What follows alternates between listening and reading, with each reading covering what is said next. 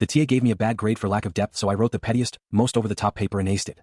So this was in my second year in a class called Literature and Identity. Super heavy on essays and way too much group discussion.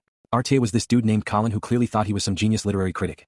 Always wore a turtleneck and used phrases like textual dialectic and nuanced post-structural readings, like anyone asked. Anyway, our first assignment was a short essay on the Metamorphosis.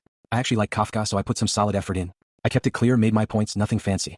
I get it back with a 65. Dude left a whole paragraph of notes saying my argument lacked critical depth and didn't sufficiently engage with the complexity of the text. I was like, alright, maybe I'll try harder next time.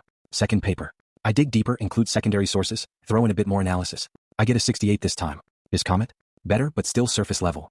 At this point I'm convinced this guy just likes hearing himself talk and wants us to write the same. So for the third paper I decide to go all in. Petty mode engaged. The topic was open-ended, write about identity in any assigned text. I picked the yellow wallpaper and wrote the most over-the-top, pretentious, thesaurus-dripping essay I could manage.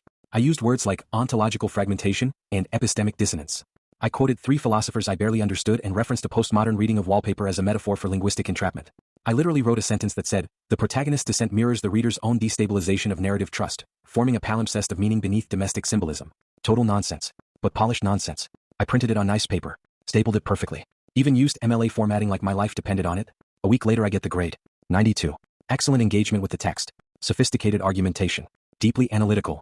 I almost laughed right there in the hallway. The best part? Colin stopped by after class and said, this is more like it. You're starting to develop a real critical voice. Buddy. I didn't even believe half the stuff I wrote. I was just mimicking your nonsense.